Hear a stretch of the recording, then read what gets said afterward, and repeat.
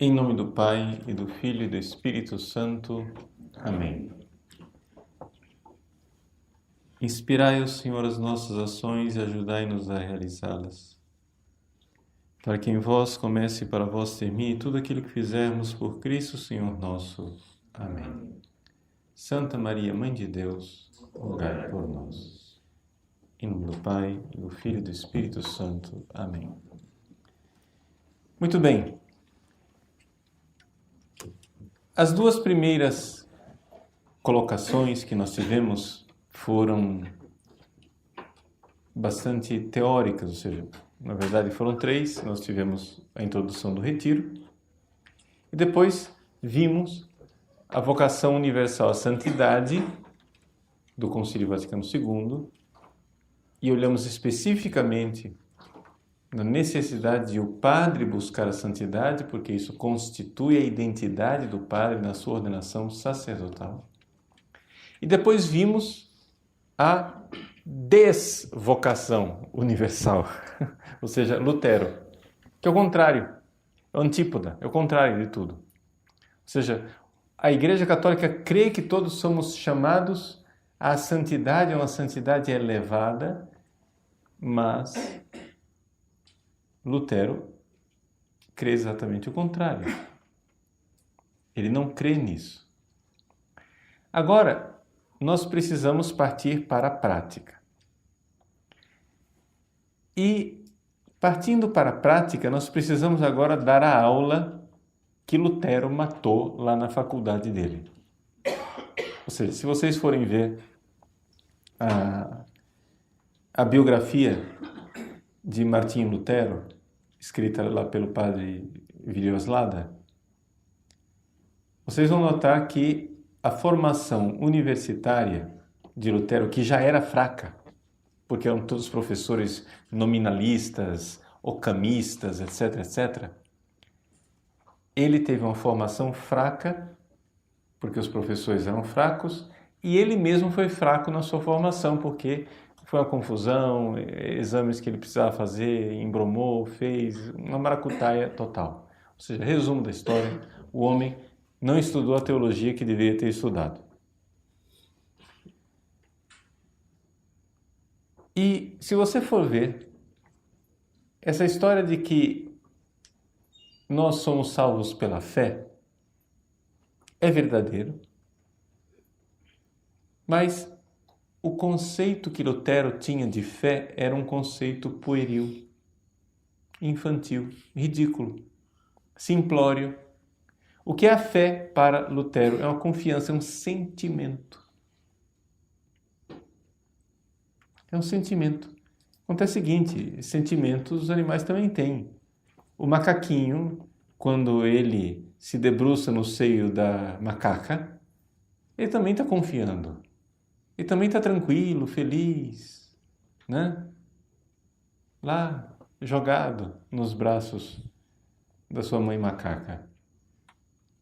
Isso é sentimento.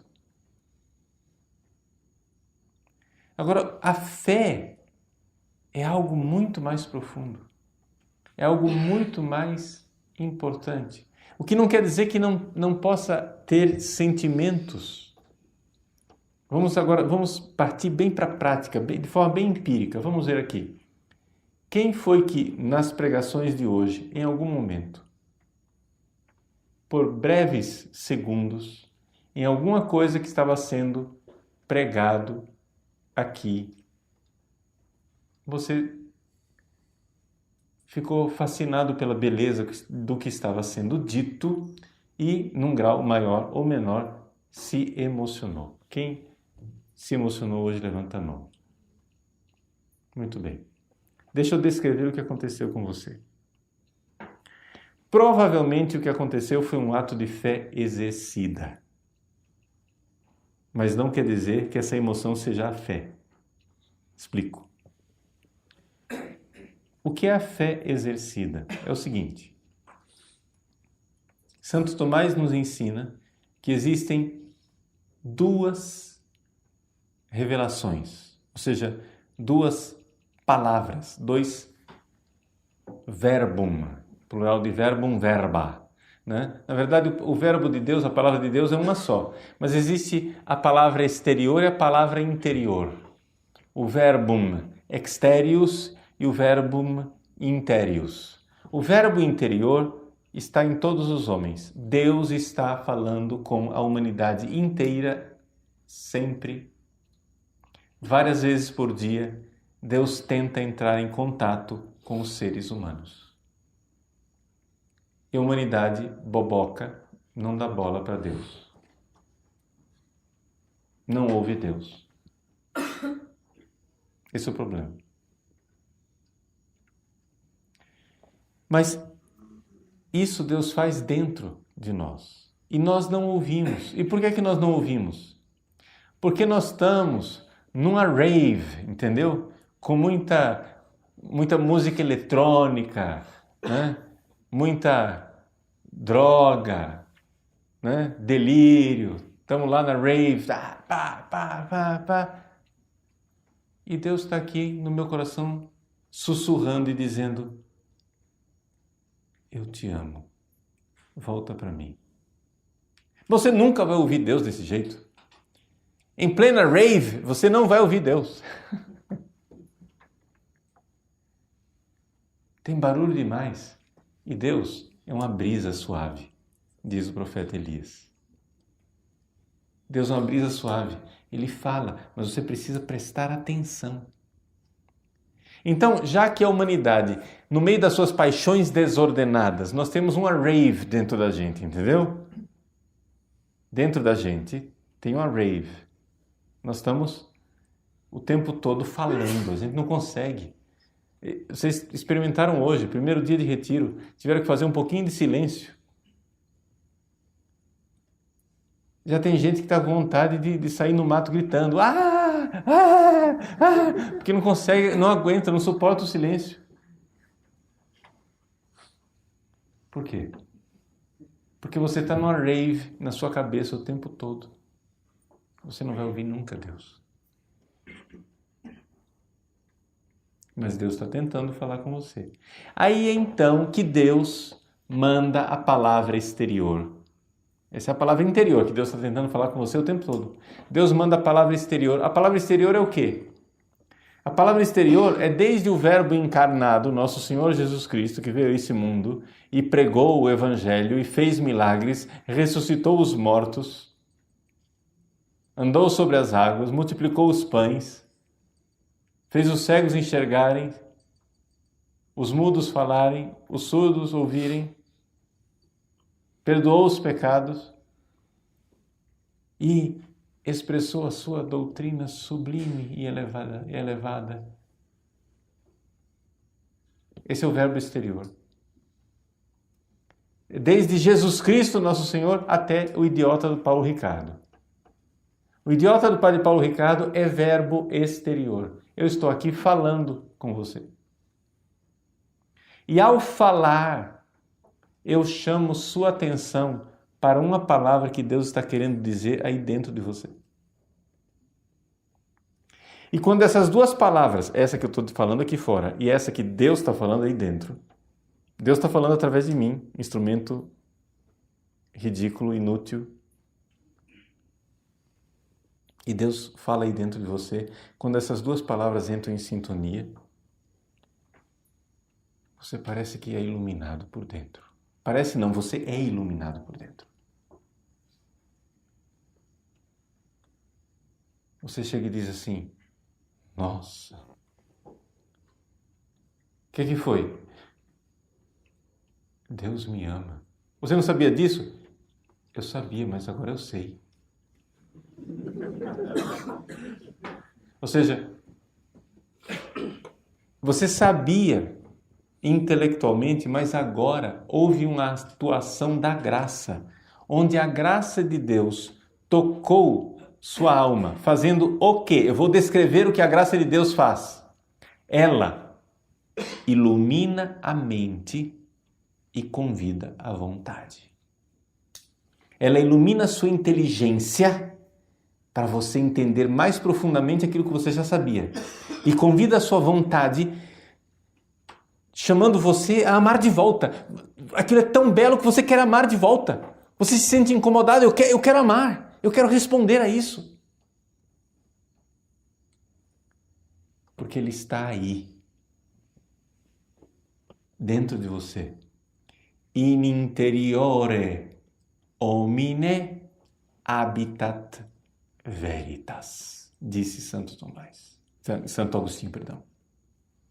Santo Agostinho. No homem interior habita a verdade. No homem interior. Mas se você só vive no homem exterior, se você não entra dentro do castelo, Santa Teresa chama de castelo a alma. Você não entra dentro do castelo, você vive num puxadinho fora. Você vive numa laje que se construiu do lado de fora, entendeu? E você está lá na sua laje. Fora do castelo. Você cavou o fosso e está lá o fosso cheio de água e de jacaré e você está lá no fosso do jacaré. Você nunca entra. E por isso você não ouve. Esse fora do castelo é o mundo das suas paixões desordenadas e do pecado. Mas mesmo que você não esteja em estado de graça, essa aqui é a beleza, gente. Olha que beleza, que coisa linda de Deus. Mesmo que você esteja porco e sujo nos seus pecados, Ele continua chamando você. Porque se não fosse assim, ninguém se converteria. O filho pródigo não sairia do chiqueiro. Se Deus não nos chamasse o tempo todo, ninguém se converteria. Ele manda suas mensagens e você vai vendo, aquela pessoa está descrevendo, meu Deus, é isso. Aquilo que mostra claramente o ato de fé exercida, você, quando conectou, você exerceu a fé, tac. Deixa eu explicar aqui, senão a gente não entende. Vocês estão entendendo que eu estou explicando uma coisa bem concreta aqui, tá? Estou explicando uma coisa que acontece em você. Não é teoria. Você pode observar isso em você. Veja só.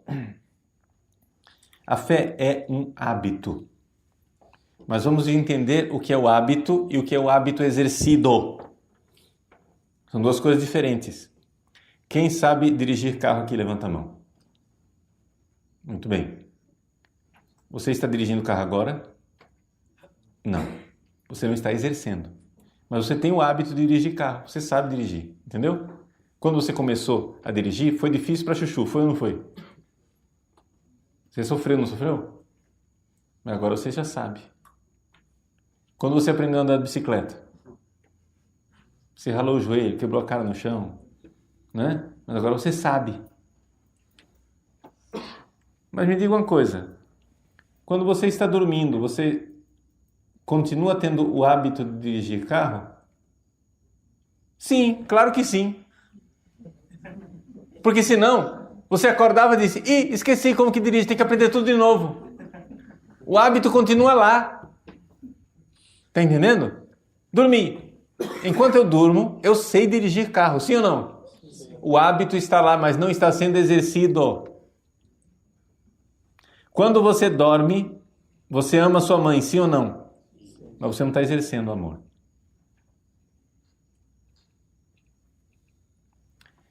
Quando você dorme, você tem fé. Mas você precisa exercer a fé. E o ato da fé exercida, colocada em ato,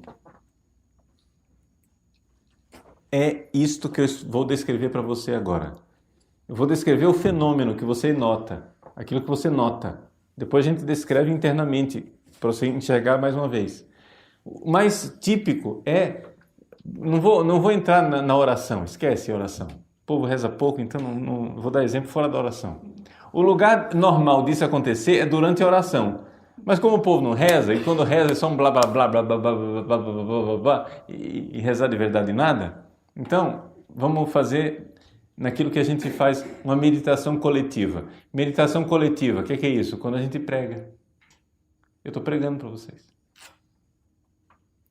Eu prego para vocês. Isso é uma meditação coletiva. Eu estou conduzindo a meditação. Aí você vai entrando naquela meditação. De repente, eu digo uma coisa que você já conhecia. Você já estava cansado de saber. Mas você ouve aquilo como se fosse a primeira vez. E você sente que você cresce por dentro. Pode ser até que aquilo te emocione. O que aconteceu? Aconteceu que o Verbo, a palavra de Deus, tocou a sua alma. E ele tocou a sua alma e aquilo pode ter até causado emoção. Quem que se emociona? É a alma? Não, é o cérebro. Ou seja, o Verbo, a palavra de Deus, tocou a sua alma e aquilo reverberou no seu cérebro. Você pode até chorar. Às vezes sim, às vezes não. A emoção, ela não é necessária, senhor Martim Lutero. A emoção não é necessária, senhor carismático.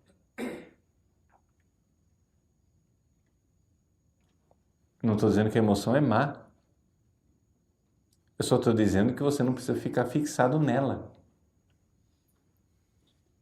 Porque às vezes você se emociona, às vezes não. Deus toca a sua alma. E o sinal mais claro do toque da alma de Deus, da alma por Deus, é que você vê que a sua mente foi iluminada e uma verdade brilhou para você com a clareza maior. E quando a sua mente foi iluminada, a sua inteligência da alma viu uma verdade, a sua vontade foi convidada não somente a aderir a essa verdade, como que se ela fosse convidada a amar. E por isso que você sente crescer, sente uma coisa crescer dentro de você. Nossa, aquela sensação. Isso uma verdade já conhecida. Segundo exemplo, semelhante a ele, mas levemente diferente. O padre está pregando uma coisa e descreve uma coisa que você nunca ouviu na vida. Novidade total, você tem certeza que você nunca ouviu aquilo, mas quando ele diz, você tem a nítida sensação de que você já sabia daquilo. Eu sabia. Nunca tinha ouvido isso, mas eu sabia. Você não sabe nem descrever a coisa, porque você já sabia. Porque o Verbo já vinha falando isso dentro de você e você não estava prestando atenção. Você simplesmente prestou atenção naquilo que já sabia, porque ele já tinha falado isso para você. E você começa a seguir aquela verdade como se você tivesse esperado por ela a vida inteira. Bento XVI, no seu discurso aos seminaristas em Colônia, quando ele era Papa recém-eleito, ele disse aos seminaristas a respeito da estrela dos magos, como se fosse a vocação, né? A vocação seminarística. Ele, falando a estrela, ele disse: e os magos seguiram aquela estrela como se tivessem esperado por ela a vida inteira.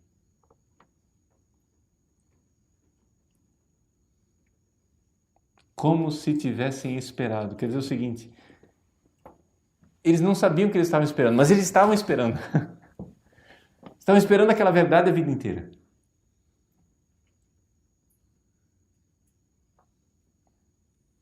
É o verbo interno, tá entendendo?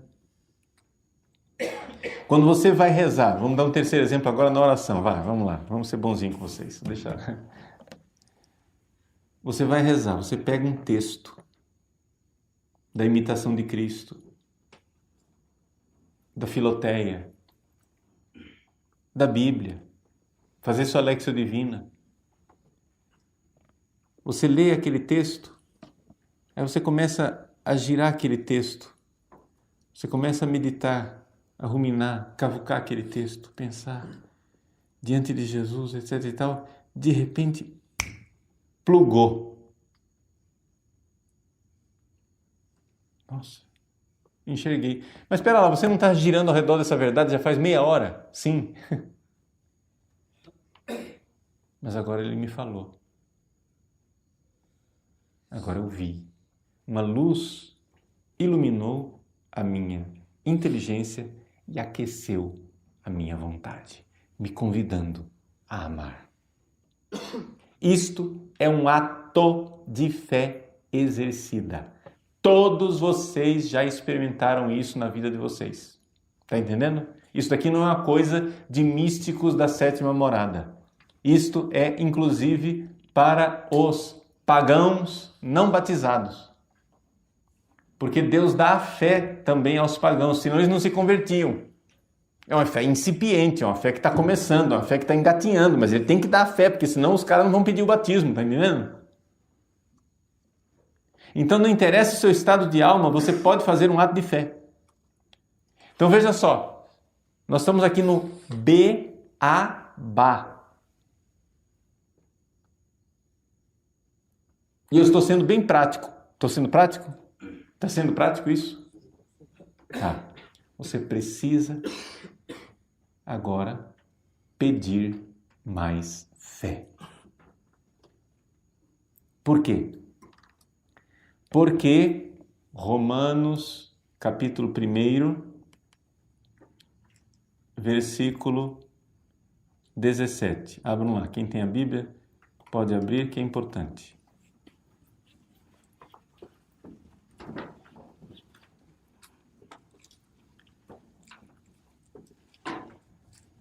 Romanos capítulo 1, versículo 17. A gente vai ler desde o 16, mas é que eu vou começar de baixo para cima, tá? Eu vou começar pelo 17, o final do 17, que está escrito assim, né? Justus autem ex fide vivit. O justo vive pela fé. Esta é uma citação do Antigo Testamento que é tão importante que ela aparece no Novo Testamento 3 ou 4 vezes. O justo vive pela fé. Vamos traduzir em português mais claro. O santo vive pela fé. A santidade vai acontecer. Nós estamos aqui vendo a mecânica da santidade, seu Lutero. Tá? Nós estamos vendo a mecânica da santidade. A mecânica da santidade é a seguinte: você vai ser santo, você vai ser justo. Mas o justo significa o seguinte: justo de verdade, que ama Deus de verdade. Não essa bobagem de Lutero, porque para Lutero o justo é uma declaração judicial. Eu sou um safado, mas eu recebo um passe livre que diz assim: não, ele é justo, faz de conta, né? Então eu vou entrar na fé no céu, porque eu tenho fé, eu tenho aquela confiança, tenho confiança, aquele sentimento de confiança, aí eu confio, aí eu vou entrar no céu, baseado nessa confiança. Mas meu irmão, entendeu que é uma coisa pueril? A fé não é confiança. A fé é muito mais... Acabamos de descrever a fé para você. É um ato do verbo de Deus que toca a sua alma, ilumina a sua inteligência e convida a sua vontade. E você viu que isso já aconteceu na sua vida, sim ou não? Você viu uma fé exercida, sim ou não? Sim. Muito bem. Está aí. Às vezes, isto acontece de forma forte e reverbera no cérebro. E aí... eu sinto. E é esse sentimento que o Lutero acha que é a fé. Meu irmão, isso não é a fé, isso é o revérbero. Está claro isso para vocês? Não estou falando mal da renovação, vocês estão entendendo isso? Eu estou aprofundando, eu estou pegando aquilo que os carismáticos vivem, mas não sabem que vivem. Aí, eles ao invés de irem atrás do fogo, eles vão atrás da fumaça, entendeu? Ou seja, a fumaça é sinal de fogo, mas você tem que ir atrás do fogo, não da fumaça. Então o que é que você tem que fazer? Ai, padre, o senhor pregou, eu senti a unção. Quer dizer, a unção é o sentimento. Meu irmão, o sentimento é animal, o sentimento é o cérebro. Sentiu não é a alma. A alma não sente. Se você sentiu, é o seu cérebro. O que está acontecendo em você é outra coisa. Está entendendo? E o justo, que vive pela fé, vai chegar a uma fé tão pura que não vai precisar mais desses sentimentos. Mas isso são capítulos para frente. Vamos lá, volta. Aqui. Você vai... O justo, gente, vive pela fé. Quer dizer o seguinte, a santidade nós iremos alcançar pela fé. Duas coisas que Lutero não entendeu. Ele não entendeu o que é um justo e não entendeu o que é fé. Justo para ele é um carinha, pecador, safado. Safado. Sim, porque ele diz, peca fortiter, sed crede forcius. Peca com força, mas crê com mais força ainda. Gente, o justo quer dizer o santo. Existe uma santidade incipiente, pequenina, que está começando, e existe a grande santidade. Não é? Mas o justo, ele vive pela fé. Assim como você vive de respirar, sim ou não? Pare de respirar, você morre, é ou não é?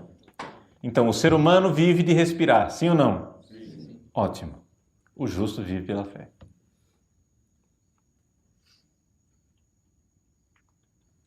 Se você não fizer atos de fé, você não será santo nunca. Agora, o ato de fé a gente faz num negócio chamado oração.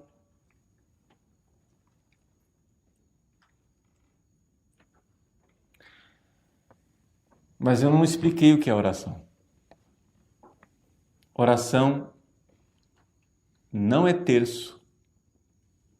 Oração não é liturgia das horas. Oração não é missa. Oração não é nada daquilo que você é obrigado a fazer. Oração é um momento de intimidade que você vai ter com Deus, que você não devia fazer para Ele, mas você faz porque você ama. E você vai, nessa oração, buscar o Deus que vai iluminar sua inteligência e convidar a sua vontade. Padre, mas por que é que não vale o terço? Deixa eu explicar. Por que é que não vale a missa? Deixa eu explicar. Por que é que não vale a liturgia das horas? Deixa eu explicar. Um dia eu fui ao médico, eu tinha que fazer uma tal de ressonância magnética. Aí você entra naquela máquina lá, né? E fica aquele negócio, tum, tum, tum, tum, tá, tá, tá, no seu ouvido, tum, tum, tum, tum, tudo bem. Eu não tinha o que fazer da vida. Estava lá 15 minutos, resolvi rezar o terço.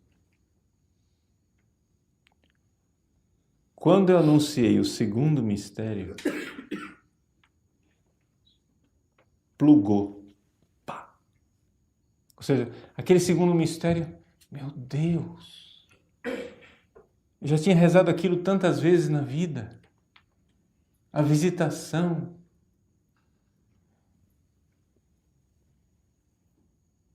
Eu fiquei diante daquele mistério e parei de rezar o terço. Valeu? Valeu, mas geralmente você não reza o terço assim. Entendeu? Ou seja, porque não é que o terço não vale, é que as pessoas geralmente rezam o terço com uma finalidade, acabar o terço.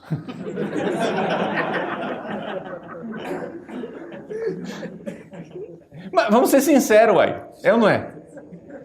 Você assume compromisso em rezar o terço todo dia, aí qual é a sua finalidade? Eu preciso acabar esse terço. Liturgia das horas, mesma coisa.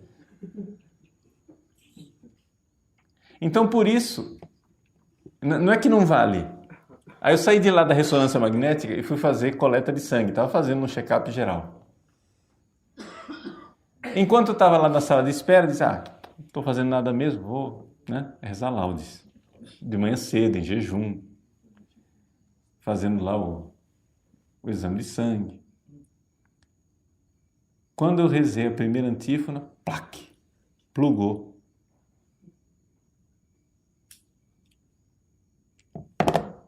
Eu larguei o celular. Eu fiquei. Para. Se ele falou, gente, se você tem condições, se ele falou no seu coração, parou. Tá entendendo? Para e fica naquilo. Só que ninguém reza a liturgia das horas assim, é ou não é verdade? Você reza a liturgia das horas com vontade de acabar. Então, não é que a missa não vale, a missa vale, mas se você rezar a missa como o Padre Pio, por exemplo, que não tinha pressa para acabar. A missa dele era 2 horas, 3 horas, o povo lá, e o povo perseverava, né? Porque era o santo Padre Pio. Se fosse a missa do Padre Paulo, todo mundo ia embora. Então, deu para notar que você nunca vai ser santo sem rezar. Porque o santo vive pelo ato de fé exercida. Entendeu agora o justo vive pela fé? O justo vive pela fé quer dizer que o santo vive de exercer atos de fé. Isso quer dizer o seguinte: você foi feito, os seus músculos foram feitos para atuar, sim ou não? Então você precisa, você vai lá na academia e faz exercício, você faz esporte, seus músculos precisam se mexer. É assim que você vai, né, ter saúde e você vai virar depois um grande atleta, se você quiser. Para você ser um grande atleta de Deus, você precisa exercer a fé. E é por isso que ninguém será santo sem rezar e sem rezar muito. Pergunta se Lutero rezava. Não do jeito que a gente está descrevendo aqui. Está entendendo? Porque acontece o seguinte, quando a pessoa não sabe a mecânica do carro, ela fica forçando o motor, ela fica forçando a barra. Porque o que ela quer é emoção, ela quer um revérbero no cérebro e se emociona. Mas nem sempre aquilo é um ato de fé.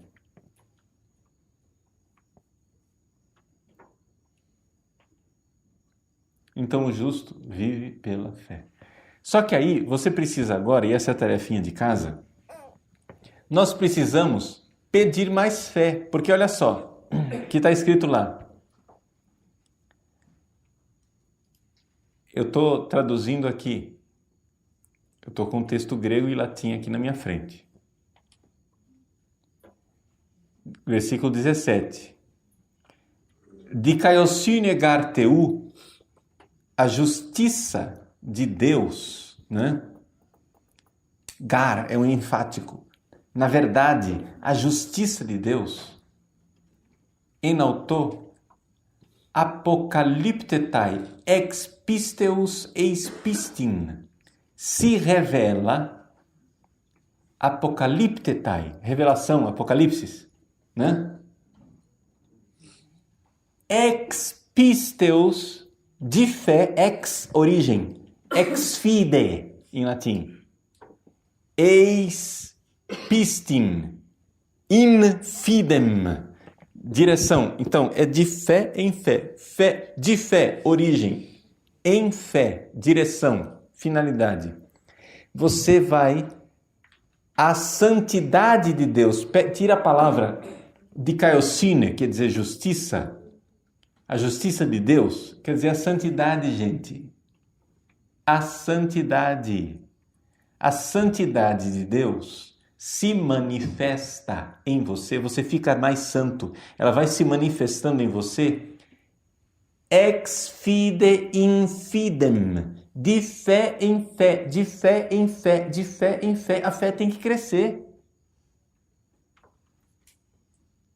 Então a primeira obrigação que você tem, se você quer pegar uma pessoa, a pessoa está no pecado, pega uma prostituta. Se você pegar uma prostituta e ensinar a ela a pedir fé,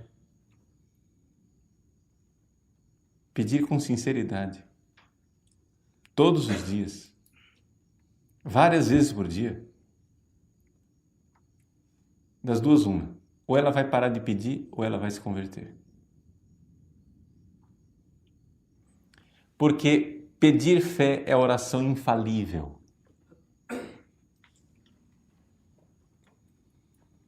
Porque a oração infalível é aquela onde você pede algo necessário para a sua salvação.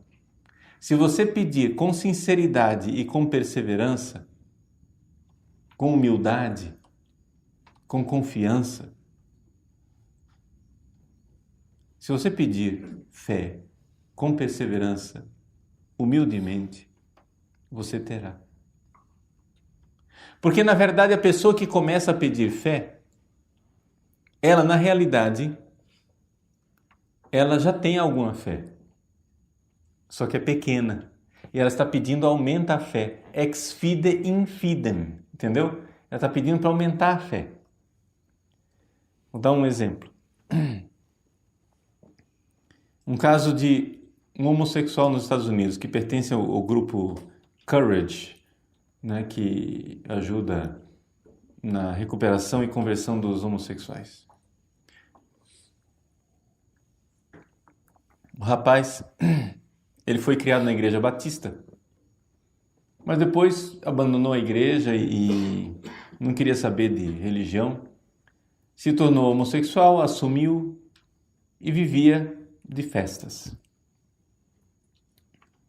Depois de festar muito na vida de homossexual, um dia ele estava no apartamento dele, no fim de uma festa, juntando as latinhas de cerveja pelo apartamento, junto com alguns amigos para tentar arrumar a casa. E ele desabafou com o amigo. Disse assim: eu estou cansado dessa vida. E esse amigo, também homossexual como ele, que não era religioso, nada disso, nada de especial, ele não sabe por que esse amigo foi e disse assim: você já experimentou rezar? Ele olhou para o cara e disse: está louco? E assim ficou. Alguns dias depois, era um domingo de manhã, domingo de primavera, ele acordou, estava um dia bastante ensolarado, bonito, ele estava com a janela aberta, ele saiu do banheiro, enrolado na toalha, e como se algo dissesse dentro dele: agora seria um momento excelente para rezar.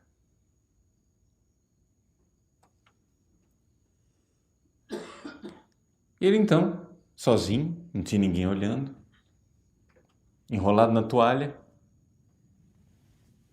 foi fazer aquilo que ele aprendeu na infância, mas que ele nunca mais tinha feito. Ele se ajoelhou aos pés da cama e se deu conta que ele não sabia rezar. Ele não sabia o que dizer. E então ele fez a única oração sincera que ele podia fazer naquele momento. E ele disse assim: Deus, eu não sei se você existe, mas se você existe, eu estou precisando muito de você. Naquele momento, uma rajada de vento entrou pela janela, esvoaçando a cortina. E ele viveu a presença. Dali para frente a sua vida mudou. Ele procurou a igreja evangélica, viu que eles não estavam pedindo nada de conversão para ele, encontrou a igreja católica, que o desafiava a viver a castidade, e ele começou a viver a sua busca de castidade e de santidade.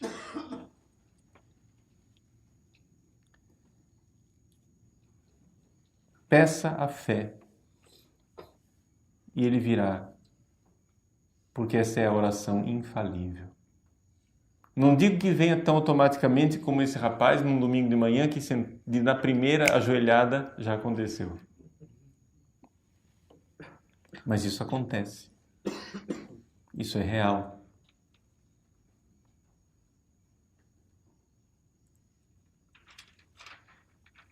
Então, vamos pedir a Deus que Ele nos ajude nesse ato de fé. Vejam que aqui eu já descrevi algo que está no versículo que eu estou comentando, mas aí é no versículo 16. Ele diz assim: eu não me envergonho do Evangelho. Por quê? Porque o Evangelho é dynamis garteu estin, eis soteria panti topisteonti. O Evangelho é dinamis. O Evangelho é dinamite. O Evangelho é força de Deus para aquele que crê. Para todo aquele que crê. É força de Deus para a salvação. Eis soterian panti to pisteonti. Para todo o que crê. O Evangelho é força de Deus para a salvação de todo o que crê. Então vejam, né, que eu li o versículo 16 e 17 de baixo para cima. O justo vive pela fé. Esse é o princípio básico. Você não vai viver sem respirar. E aí, uma vez que você faz um ato de fé, você precisa crescer de fé em fé, de fé em fé, de fé em fé, de fé em fé. E você então verá que este ato de fé no Evangelho de Cristo é força de Deus. Aí você vai encontrar força para viver o que você não tem tido força. Você não tem tido força de amar. Você não tem tido força de ser fiel, de ser casto, de ser paciente, de carregar a cruz, de sofrer pelos outros. Você não tem tido força de viver as virtudes. Mas Santo Agostinho já disse, é claro que você não tem força, seu pelagiano. Você achava que você ia ter força sem rezar? Nunca. E você vai ver que essa força vai levar você a amar os irmãos, porque você vai amar Deus nos irmãos. Mas calma, nós estamos somente no beabá. Eu ainda não falei daquilo que é a realidade maravilhosa, não é, do estado de graça. Vamos falar. Algumas coisas importantes a respeito do ato de fé. Veja só. É importante você entender o seguinte. Infelizmente, os cursos de teologia têm se transformado em cemitérios de fé. Por quê? Porque a fé que eu descrevi aqui fenomenologicamente, né, ela exige algumas coisas. Você precisa crer no Deus revelante, no Deus que se revela. Isso é fé. Tá? Você precisa crer. A fé, vejam só, é um fenômeno que existe no mundo humano, natural, mas existe no mundo também divino, sobrenatural, ok?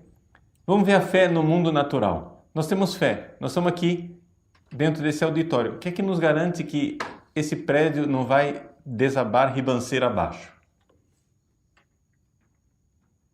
Nada nos garante. Nós temos fé nos engenheiros, sim ou não? É um ato humano. Quando você for tomar banho hoje à noite, antes de dormir, o que é que garante a você que você vai abrir a torneira e não vai sair ácido sulfúrico no lugar de água? Eu estou aqui com um copo d'água bebendo. O que me garante que a irmã não envenenou essa água?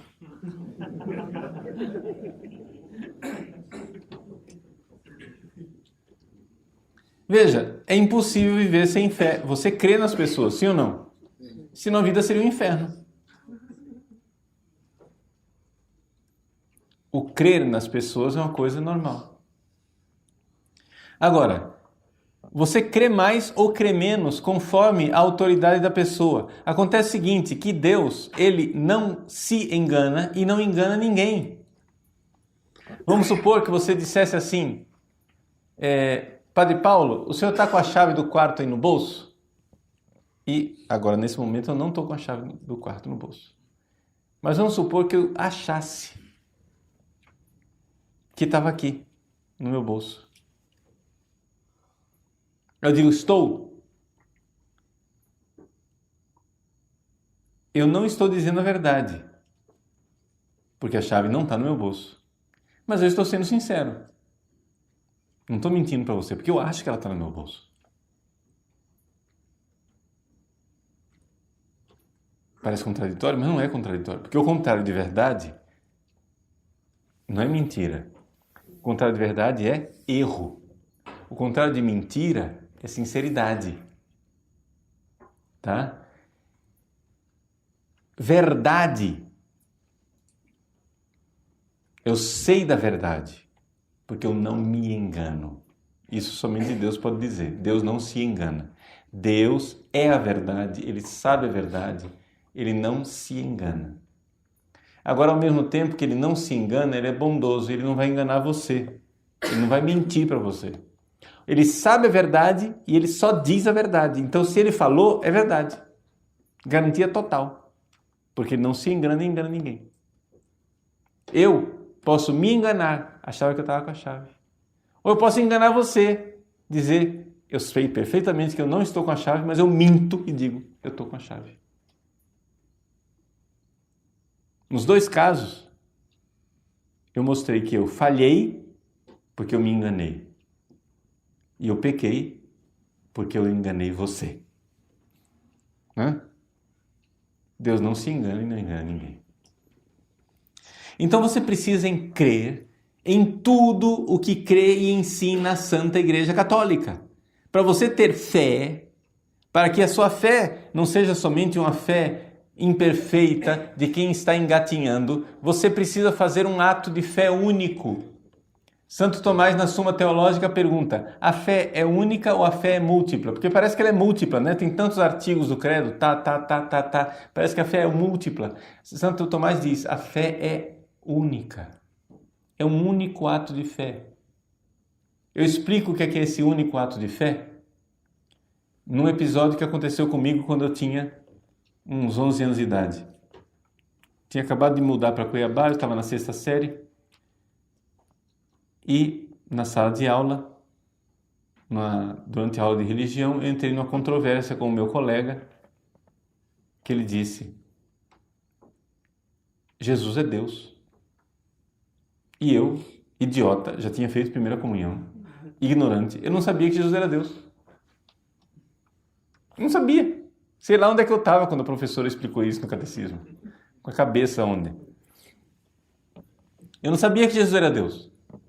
Eu disse, não, Jesus é filho de Deus, ele não é Deus. Naquele dia eu fui para casa. Quando eu cheguei, abri o catecismo, estava escrito lá, Jesus é Deus. Eu mudei de opinião na hora. Sabe por quê? Porque eu não era um herege, eu só era um tolo ignorante. Eu tinha fé. Gente, se você sabe que a igreja crê numa coisa, e essa coisa que a igreja crê há 2000 anos não bate com o que você crê, e você tem fé, você muda de opinião na hora, porque você crê em tudo que crê e ensina a Santa Igreja Católica. Se você descobriu que a sua opinião estava errada, você tem que estar disposto a mudar na hora. Só que essa atitude de fé, que é a única atitude possível, ela está se tornando cada vez mais rara nos institutos de teologia. Por quê? Por causa da tal da teologia crítica. Não, eu faço uma teologia crítica. O que quer dizer teologia crítica? Teologia crítica quer dizer o seguinte, Vamos supor que a fé da igreja se resuma, são mais artigos, mas se resume, o catecismo inteiro, para resumir a nossa conversa, se resume em 5 artigos somente. Aí primeiro artigo de fé, Jesus ressuscitou. Ah, que ressuscitou nada, vamos ver, eu sou crítico, vamos lá. Aí você vai, investiga, vê lá escavações, moedas, não sei o que, arqueologia, não, tudo bem. Eu vou ter que acreditar nisso aqui, tá? Estou convencido. Os argumentos me convenceram. Jesus ressuscitou. Segundo artigo de fé. Sei lá. Jesus escolheu 12 apóstolos. Aí você diz, não, será que é verdade? Tem que ser crítico. Não pode crer em qualquer coisa, não. Vamos ser crítico. Precisa ser crítico. Aí você vai lá, aí pesquisa, vê lá que o Joaquim Jeremias mostra essa ipsíssima verba Christi, que isso daqui é um ato que ninguém pode negar que foi acontecido. Nossa, me convenceu. Me convenceu. Tá. Vamos supor que você faça isso com os 5 artigos de fé. E no final do processo, por argumentos, você está convencido da verdade de todos os 5 artigos de fé. Materialmente, você aceita tudo aquilo que a Igreja Católica crê e ensina.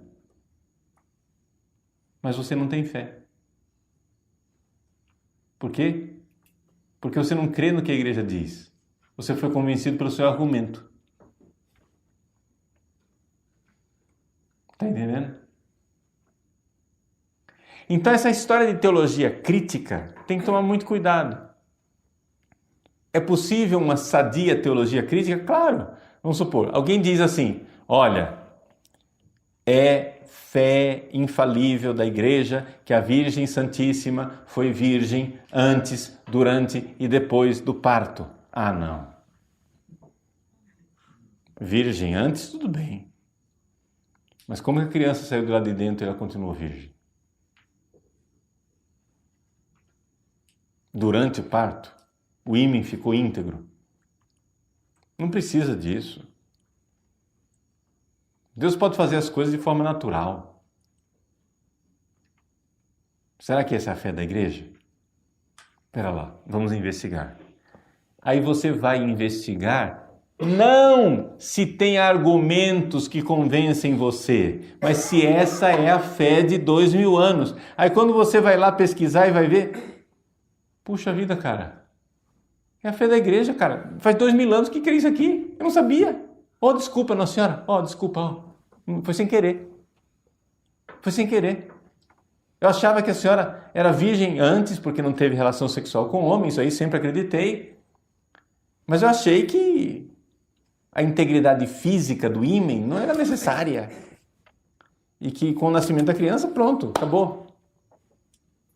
Mas a igreja sempre creu que a Virgem Santíssima foi virgem antes, durante e depois do parto. É o que simboliza, por exemplo, nos ícones, as 3 estrelas no manto de Nossa Senhora. É uma fé antiquíssima, a igreja sempre creu nisso, concílios falaram disso, e se você não sabia disso é porque você é um ignorante. Mas se você tem fé, você já mudou de opinião agora. Já passou a crer. Entendeu? Mas cuidado com essa tal da teologia crítica, porque ela tem sido o naufrágio na fé de muitos padres e seminaristas. Por quê? Porque eles começam a crer nos seus argumentos e não na fé da igreja. Você está entendendo o problema? Você crê na fé da igreja. Existem coisas que não são de fé. Não é? Por exemplo, eu creio que o sudário de Turim é o lençol sagrado que envolveu o corpo de Nosso Senhor, mas isso não é de fé. Você não é obrigado a crer nisso. Eu creio que Nossa Senhora apareceu em Fátima, mas isso não é de fé. Você não precisa acreditar nisso. Mas se você não acredita na Imaculada Conceição, você é um herege. E se o senhor não acredita que ela subiu aos céus, você também é um herege. Está entendendo? Se sabendo que essa é a fé da igreja de 2000 anos, você não muda de opinião, é porque o senhor é herege. Então, muito cuidado com essa coisa. Então, para você ter fé, o ato da fé, você precisa também dar o seu assentimento. Você primeiro, a coisa acontece numa experiência simples. Você encontra Jesus, ele ilumina a tua inteligência e convida a tua vontade. Aí depois ele vai e te diz uma coisa absurda. Pedro, joga a rede. Jesus, eu pesquei a noite inteira. Não é razoável. Eu pesquei de noite, quando é mais fácil pegar peixe. Pesquei quando o lago estava sem essa arruaça dessa multidão aí na beira, fazendo barulho. Não vai ser agora, de dia, com gente fazendo barulho na beira da água, que eu vou pegar peixe. Isso não é razoável. Mas por causa de tua palavra, lançarei as redes. Já que é ele quem está mandando e pedindo, ele não se engana e não engana ninguém. A minha razão diz o contrário, mas você está dizendo isso, eu creio em você e não naquilo que a minha razão está argumentando aqui. E Pedro, que já tinha uma fé, fez um ato de fé e lançou as redes. Porque Jesus não se engana e não engana ninguém. E se ele disse que estará com a sua igreja durante 2000 anos, eu estarei convosco todos os dias. Eu creio em tudo o que crê e ensina a Santa Igreja Católica. E nessa fé eu quero viver e morrer. Esse é o único jeito de você ser santo. Aliás, esse é o único jeito de você estar dentro da igreja. Porque se você nem fé tem, você é um membro morto da igreja. Morreu. Tchau. Decepou. Acabou. Está apodrecendo lá. Você não é mais membro da igreja.